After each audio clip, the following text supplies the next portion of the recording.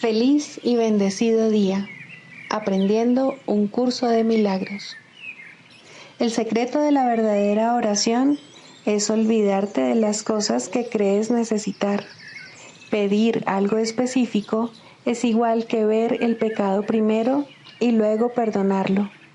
Del mismo modo, al orar pasas por alto tus necesidades específicas, tal como las ves, y las dejas en manos de Dios. Ahí se convierten en los regalos que le haces, pues le dicen que no antepondrás otros dioses a Él, ni que quieres otro amor que el suyo. Este libro es un comienzo, no un final.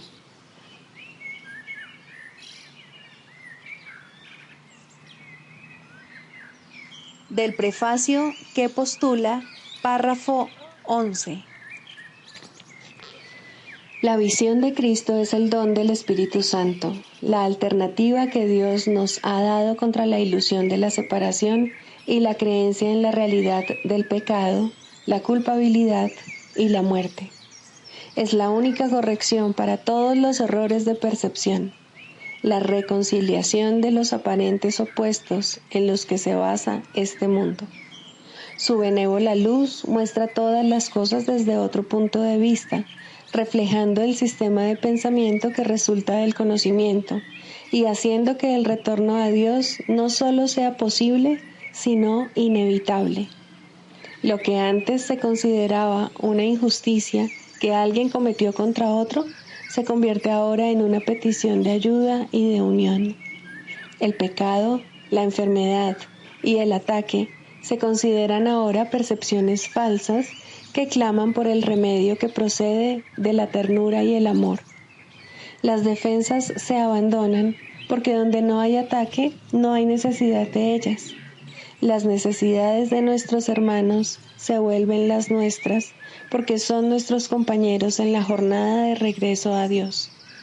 Sin nosotros, ellos perderían el rumbo. Sin ellos, nosotros jamás podríamos encontrar el nuestro.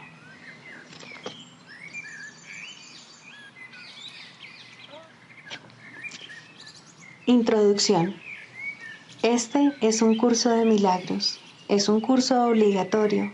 Solo el momento en que decides tomarlo es voluntario.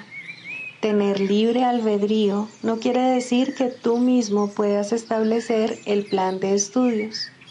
Significa únicamente que puedes elegir lo que quieres aprender en cualquier momento dado. Este curso no pretende enseñar el significado del amor, pues eso está más allá de lo que se puede enseñar. Pretende, no obstante, despejar los obstáculos que impiden experimentar la presencia del amor, el cual es tu herencia natural. Lo opuesto al amor es el miedo, pero aquello que todo lo abarca no puede tener opuestos. Este curso puede, por lo tanto, resumirse muy simplemente de la siguiente manera. Nada real puede ser amenazado. Nada irreal existe. En esto radica la paz de Dios.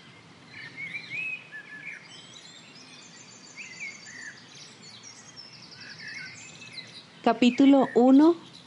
El significado de los milagros. Primero, principios de los milagros. Principio 5.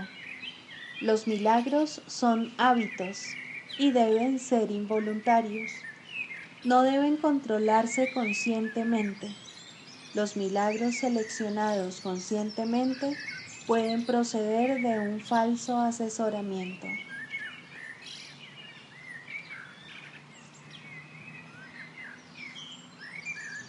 Capítulo 13.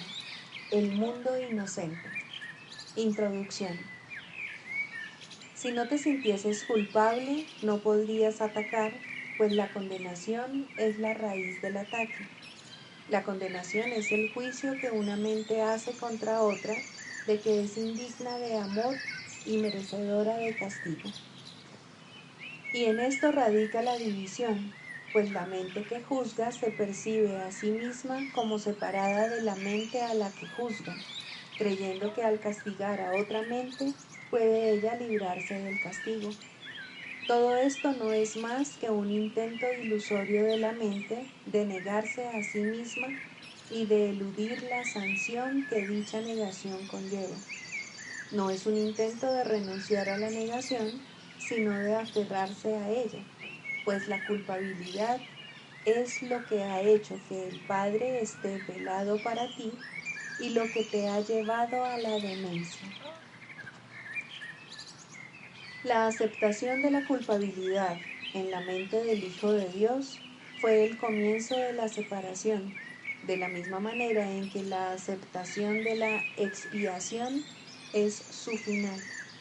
El mundo que ves es el sistema ilusorio de aquellos a quienes la culpabilidad ha enloquecido. Contempla detenidamente este mundo y te darás cuenta de que así es. Pues este mundo es el símbolo del castigo y todas las leyes que parecen regirlo son las leyes de la muerte. Los niños vienen al mundo con dolor y a través del dolor. Su crecimiento va acompañado de sufrimiento y muy pronto aprenden lo que son las penas, la separación y la muerte. Sus mentes parecen estar atrapadas en sus cerebros y sus fuerzas parecen decaer cuando sus cuerpos se lastiman. Parecen amar, sin embargo, abandonan y son abandonados. Parecen perder aquello que aman, la cual es quizá la más descabellada de todas las creencias, y sus cuerpos se marchitan, exhalan el último suspiro, se les da sepultura y dejan de existir. Ni uno solo de ellos ha podido dejar de creer que Dios es cruel. Si este fuese el mundo real, Dios sería ciertamente cruel, pues ningún padre podría someter a sus hijos a eso como pago por la salvación y al mismo tiempo ser amoroso. El amor no mata para salvar. Si lo hiciese, el ataque sería la salvación y esta es la interpretación del ego, no la de Dios. Solo el mundo de la culpabilidad podría exigir eso, pues solo los que se sienten culpables podrían concebirlo. El pecado de Adán no habría podido afectar a nadie si él no hubiese creído que fue el Padre quien le expulsó del paraíso, pues a raíz de esa creencia se perdió el conocimiento del Padre, ya que solo los que no le comprenden podían haber creído tal cosa. Este mundo es la imagen de la crucifixión del Hijo de Dios, y hasta que no te des cuenta de que el Hijo de Dios no puede ser crucificado, este será el mundo que verás.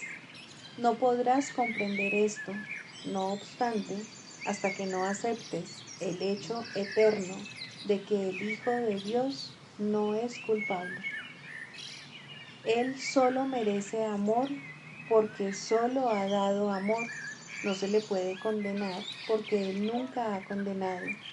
La expiación es la última lección que necesita aprender, pues le enseña que puesto que nunca pecó, no tiene necesidad de la salvación.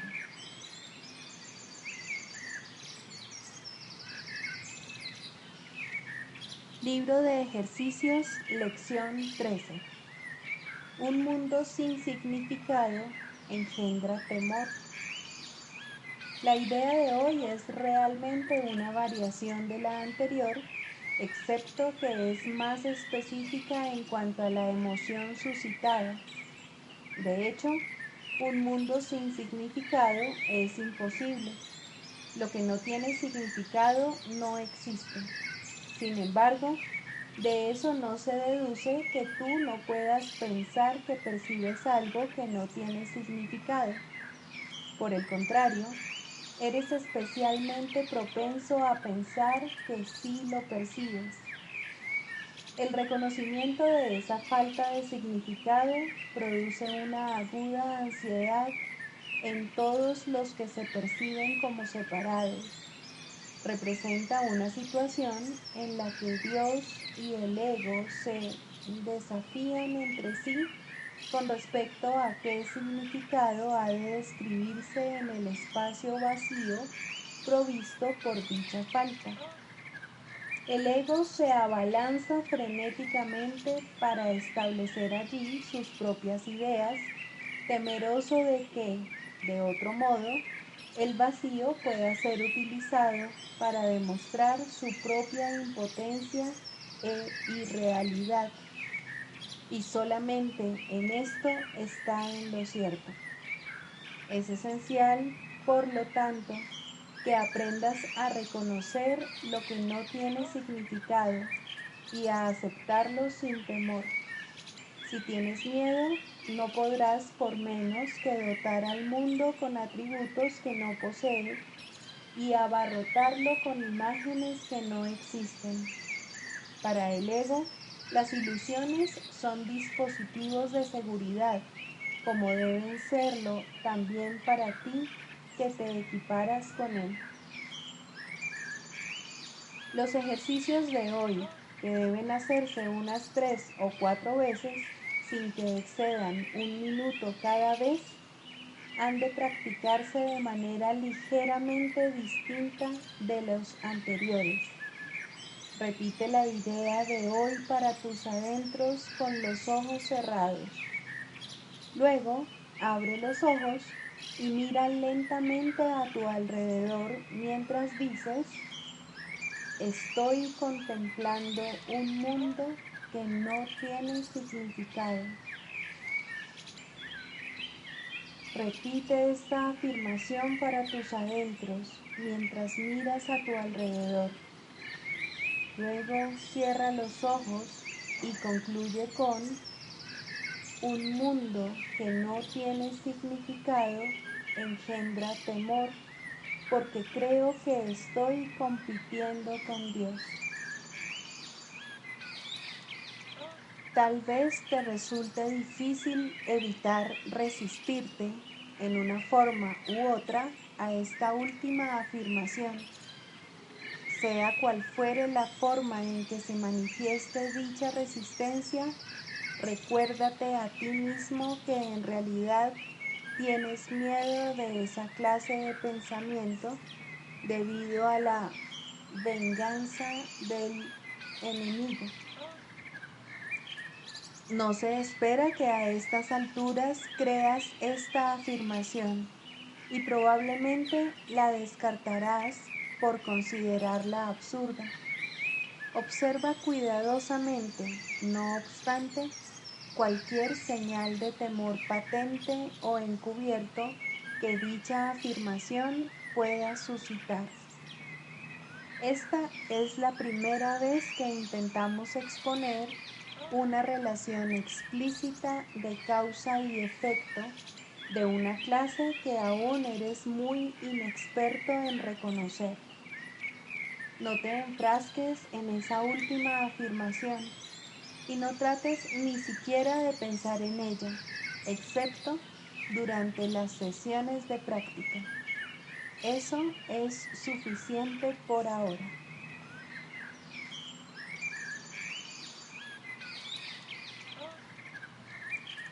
Del Manual para el Maestro, pregunta 4. ¿Cuáles son las características de los maestros de Dios? 3. Tolerancia. Los maestros de Dios no juzgan. Juzgar es ser deshonesto, pues es asumir un papel que no te corresponde. Es imposible juzgar sin engañarse uno a sí mismo. Juzgar implica que te has engañado con respecto a tus hermanos. ¿Cómo entonces no te ibas a haber engañado con respecto a ti mismo? Juzgar implica falta de confianza, y la confianza sigue siendo la piedra angular de todo el sistema del pensamiento del Maestro de Dios. Si la pierde, todo su aprendizaje se malogra. Sin juicios, todas las cosas son igualmente aceptables, pues en tal caso, ¿quién podría juzgarlas? Sin juicios, todos los hombres son hermanos, pues en ese caso, ¿quién se encontraría aparte? Juzgar destruye la honestidad y quebranta la confianza. El Maestro de Dios no puede juzgar y al mismo tiempo espera aprender.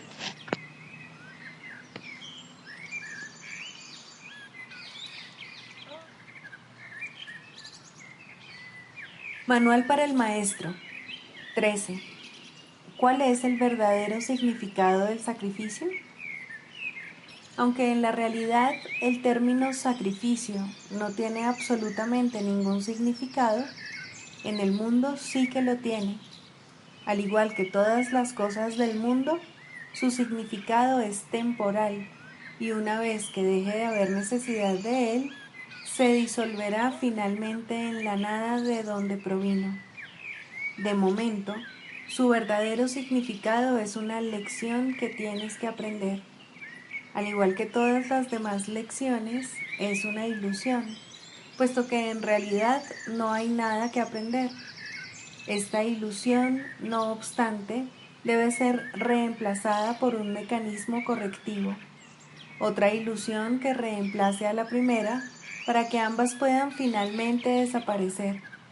La primera ilusión que debe ser desplazada antes de que otro sistema de pensamiento pueda arraigarse es que abandonar las cosas de este mundo supone un sacrificio. ¿Qué podría ser esto sino una ilusión, dado que el mundo en sí no es más que una ilusión?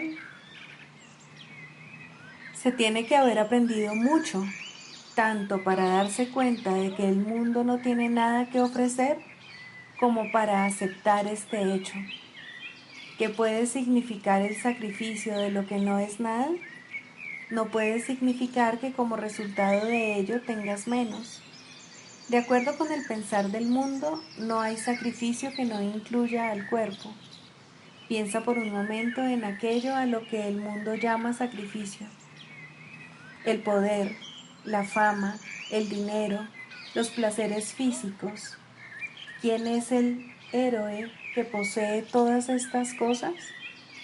¿Qué significado podrían tener excepto para un cuerpo? Mas un cuerpo no puede evaluar. Al ir en pos de tales cosas, la mente se identifica con el cuerpo, negando su identidad y perdiendo de vista lo que realmente es. Una vez que se ha producido esta confusión, a la mente le resulta imposible entender que todos los placeres del mundo no son nada, pero el sacrificio que estos conllevan, eso sí que es un sacrificio, pues ahora la mente se ha condenado a sí misma a buscar sin la posibilidad de hallar nada, a estar insatisfecha y descontenta para siempre y a no saber lo que realmente quiere hallar. ¿Quién podría escapar de esta autocondenación? Solo a través de la palabra de Dios es posible escapar, pues la autocondenación es una decisión acerca de nuestra identidad y nadie duda de lo que cree ser. Podrá dudar de todo, pero nunca de eso. Los maestros de Dios no sienten ningún pesar al renunciar a los placeres del mundo. ¿Cómo podría ser un sacrificio renunciar al dolor? ¿Lamentan acaso los adultos abandonar los juguetes que tenían de niños? ¿Y el que ha vislumbrado la faz de Cristo podría sentir nostalgia por lo que ocurre en un matadero? Nadie que se haya escapado del mundo y de todos sus males lo contempla con condenación. No obstante, no puede sino alegrarse de estar libre del sacrificio que todas las cosas que el mundo valora le habrían exigido. Por ellas sacrificaba su paz, por ellas sacrificaba su libertad y, para poseerlas, hubiera tenido que sacrificar su esperanza de alcanzar el cielo y el recuerdo del amor de su Padre.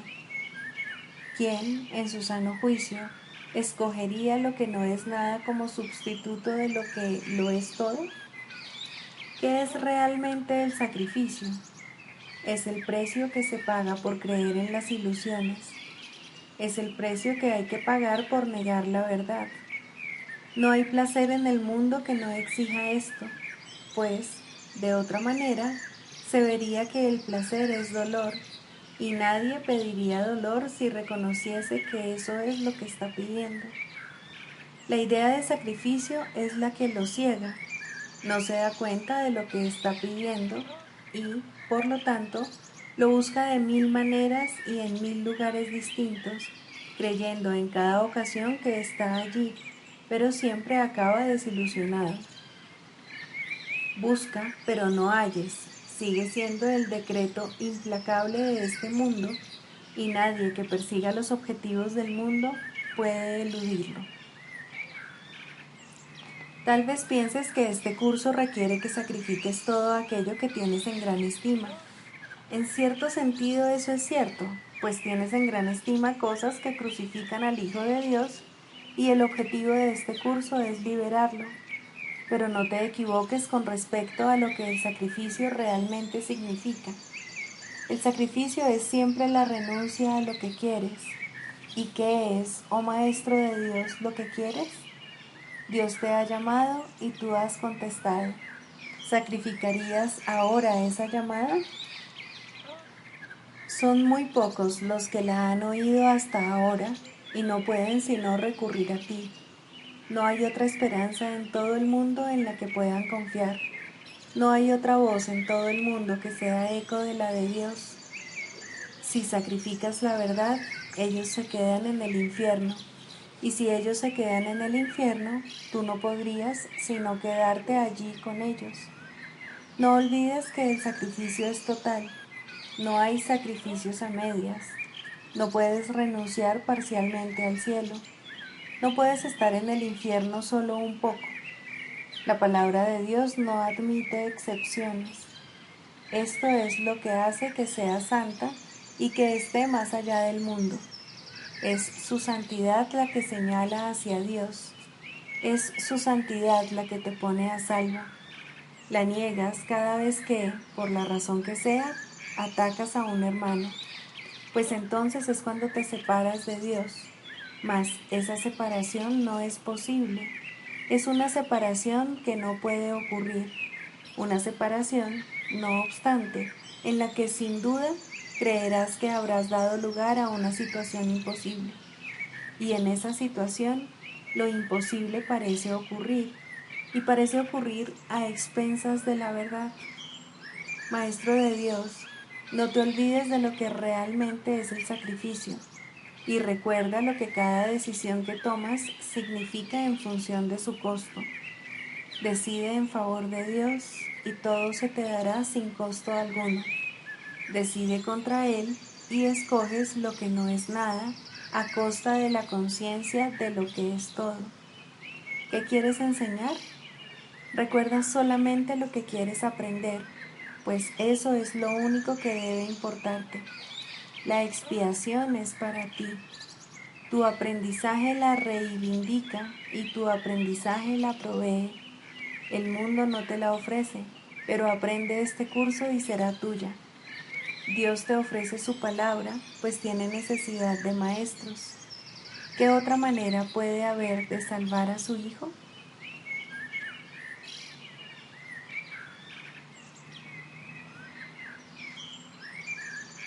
Clarificación de términos.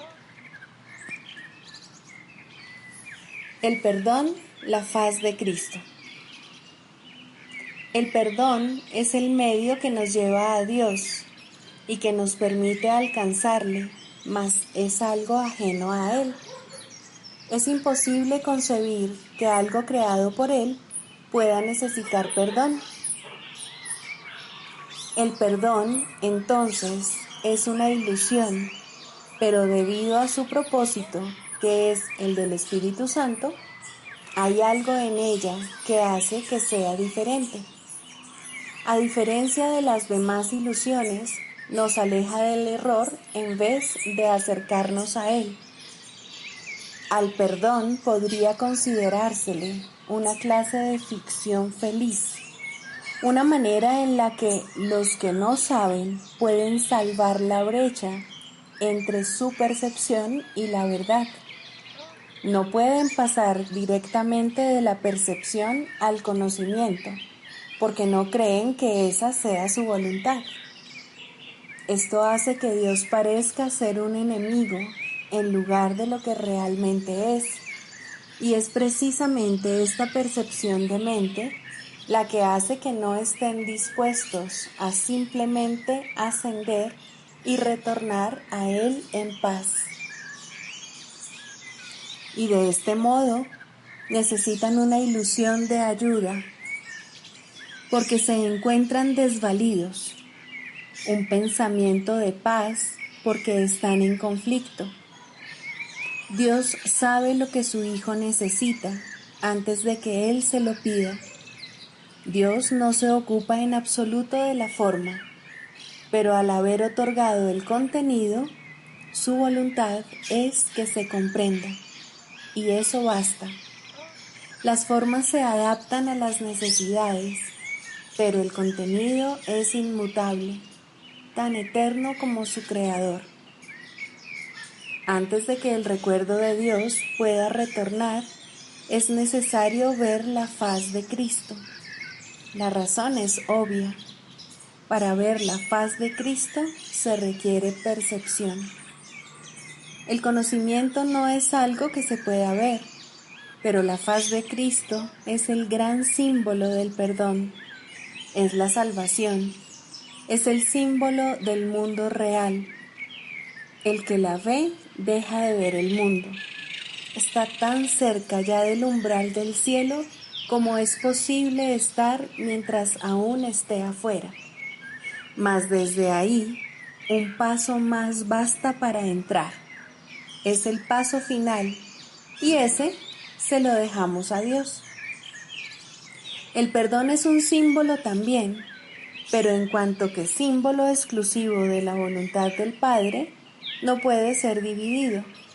Y así, la unidad que refleja se convierte en su voluntad. Eso es lo único que aún está en el mundo en parte y que, al mismo tiempo, es el puente que conduce al cielo. La voluntad de Dios es lo único que existe. Lo único que podemos hacer es pasar de la nada al todo, del infierno al cielo. ¿Es esto una jornada? No, en verdad no lo es, pues la verdad no va a ninguna parte. Pero las ilusiones cambian según el lugar o la época. El paso final no es más que otro cambio. Por ser una percepción, es en parte irreal. Sin embargo, esa parte desaparecerá. Lo que entonces quedará será la paz eterna y la voluntad de Dios. Ahora ya no hay deseos, pues los deseos cambian. Incluso lo que una vez se deseó puede volverse indeseable. Esto es así porque el ego jamás puede estar en paz. Pero la voluntad es constante por ser el don de Dios, y lo que Él da es siempre como Él mismo. Este es el propósito de la faz de Cristo. Es el regalo de Dios para la salvación de su Hijo. Contempla únicamente esto y habrás sido perdonado. Cuán hermoso se vuelve el mundo en ese instante en el que ves la verdad acerca de ti mismo reflejada en Él. Ahora estás libre de pecado y contemplas tu impecabilidad. Ahora eres santo y así lo percibes. Y ahora la mente retorna a su Creador, la unión de Padre e Hijo, la unidad de unidades que se encuentra detrás de toda unión, aunque más allá de todas ellas. No se ve a Dios, sino que únicamente se le comprende. No se ataca a su Hijo, sino que se le reconoce.